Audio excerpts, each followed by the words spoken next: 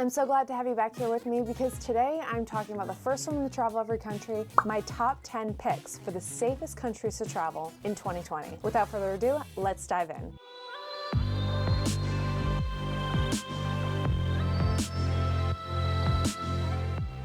When it comes to assessing my safety as a woman traveling alone, and even advising men traveling alone for that matter, I look to the Global Peace Index. I'm going to refer to the Global Peace Index as the GPI just to speed things up a little bit. Berkshire Hathaway Travel Protection, Travel Safe Abroad, and I also consider a bit of my own experience in each place as well, though not too much since I haven't traveled to any of these countries in 2020, but rather instead several years ago. Which countries are the most peaceful? This video took a lot of research and comparing and contrasting to come up with the top 10 list for 2020. So I really appreciate if you would show your support by smashing that like button, as it really helps to support the channel and the videos that I'm creating. Those countries who are the most peaceful tend to have the least crime rates. They also have a lot of health and prosperity. They have access to resources like quality education and healthcare, and they have the best relations with surrounding nations. It's also worth noting that in my personal opinion, there are many other countries that I think are just as safe as the ones that I'm listing below. But since I've only been given a limit of 10, here we go. By the way, I also want to quickly note that we're never really safe anywhere we go, and that we're all essentially dying anyways, not to sound morbid or anything, but it's just the truth of the matter. So if you want to travel without any risk whatsoever, then the only option would be to not travel at all. There is crime everywhere, and there are flukes that happen all over the world and to all of us, and some are worse than others, but it's just really important to be aware of that when you decide to travel. With that said,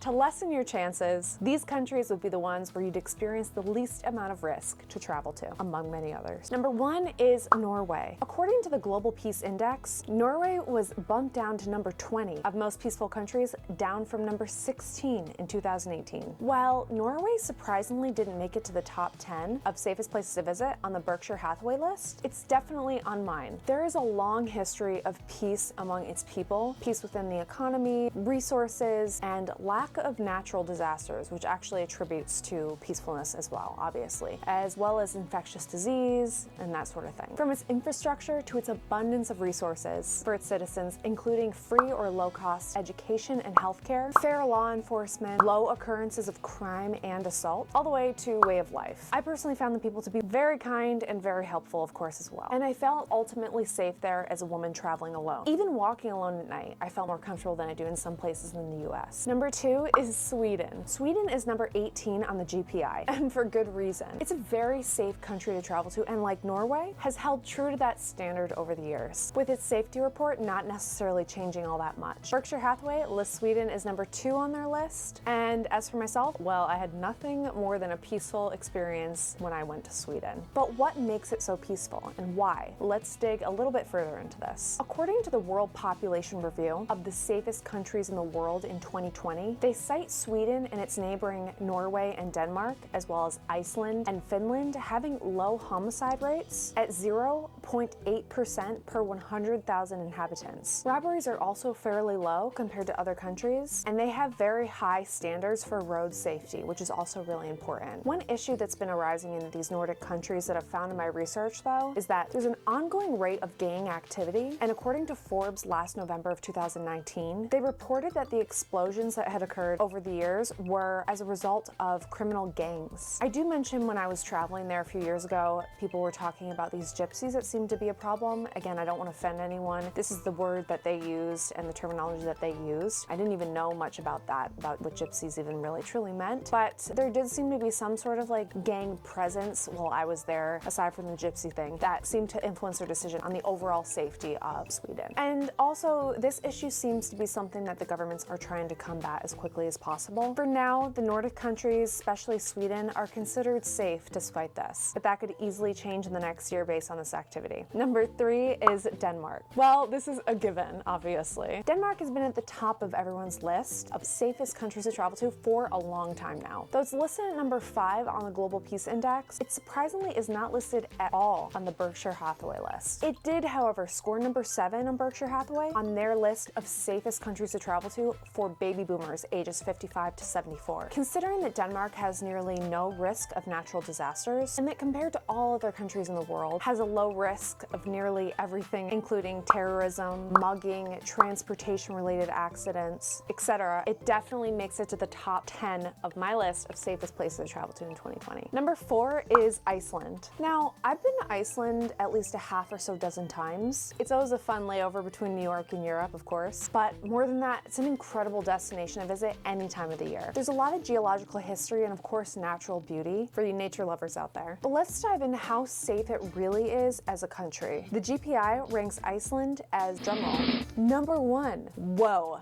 The number 1 safest and most peaceful country in the world is Iceland? Well, can't say I'm surprised. The country's violent crime rate is significantly low compared to other countries. A downside to Iceland, of course, is the risk of earthquakes and volcanoes. With over 30 active volcanoes, there is a slight risk to the city of Reykjavik should one erupt. However, scientists say that this is not much of a risk at the moment. Until then, I think it's safe to say in 2020 that Iceland is still considered a safe place to visit. Number 5 is Bhutan. Now, I added Bhutan to my list without even checking to see where it ranked on the GPI or through Berkshire Hathaway. Not bad, not bad. Bhutan ranked number 15 on the GPI. Go Bhutan. This means that Bhutan is technically safer and more peaceful than Norway and Sweden. Hey guys, real quick, I'm editing this video right now and I just want to let you know that this video is kind of like cut in half a little bit. When I filmed the whole video last week, it turns out that my audio wasn't working halfway through the video.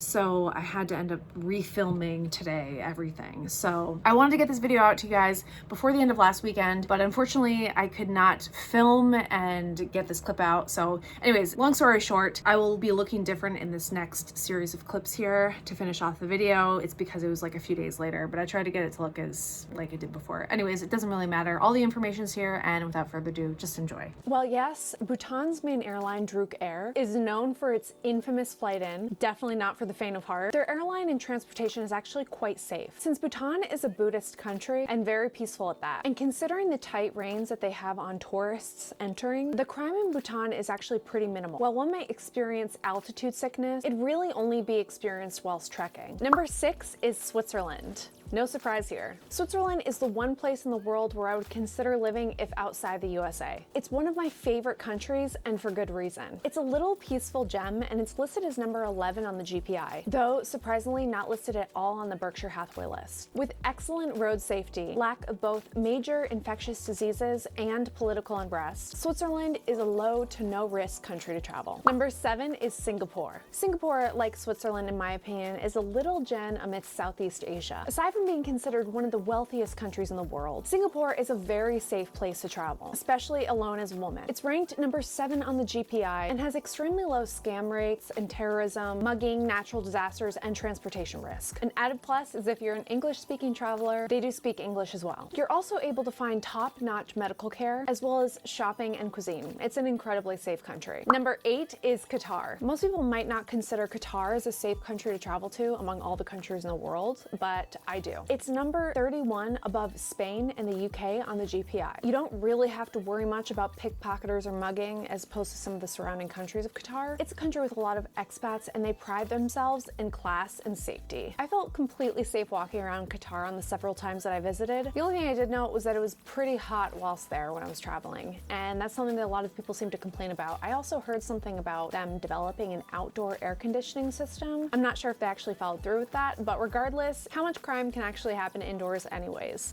I'm kidding. But aside from that, I wanted to add a country in the Middle East to my list, and I believe that based on my research, Qatar is the safest, if not one of the safest, in the Middle East. Number 9 is Mauritius. Mauritius is ranked number 24 on the GPI. It's a country that I personally felt very safe traveling to, and you should too. In my personal opinion, and I know this might be biased, but I consider it to be the safest country in Africa when considering all the countries in Africa, especially in 2020. And according to the GPI, why it's considered the safest there as well. Mauritius has got a safety index of 80 on travel safe abroad due to its low transportation accidents, low reports of mugging and pickpocketers, and not too many terrorism risks. I would say it's an incredibly safe place for women traveling solo as well. They're also really big into sustainability and responsible tourism. Sorry, I just had to add that in. Not that it makes it necessarily safer to travel to, but it is something that benefits our environment in the long run, and I find countries who are more sustainable and regenerative tend to see the benefit in putting the time and work into their country and their people and their communities, and therefore to have less sort of risks associated with the country. Number 10 is, drumroll,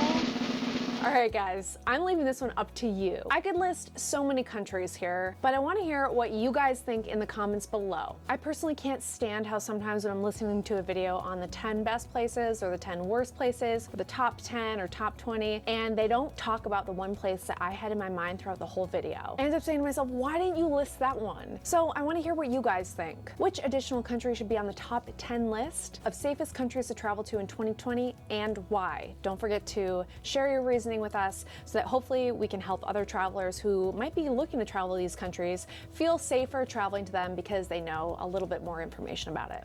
All right guys, that's it. I hope you enjoyed this video. This video actually took a few takes to make. I had some interruptions and the audio went out and it's a few days later, but this video is finished and I really hope you enjoy it. If you do, please give it a thumbs up as it really supports my channel. And I know you've probably heard that 1,000 times, but it really does. It helps with the YouTube algorithm and such. Also, be sure to subscribe and hit that notification bell to get notified for future videos. And if you haven't done so already, I would highly recommend getting my book. You can purchase it on my website and I do sign copies, or you can purchase it on Amazon. And in here I tell a lot more stories about some of the great experiences I've had while traveling and also some of the scariest ones. So I do talk a little bit about risk while traveling in this book as well. So if that's something you're interested in, I will put the link in the description box below and it'll also be right here. And until next time, I will see you later guys. Bye.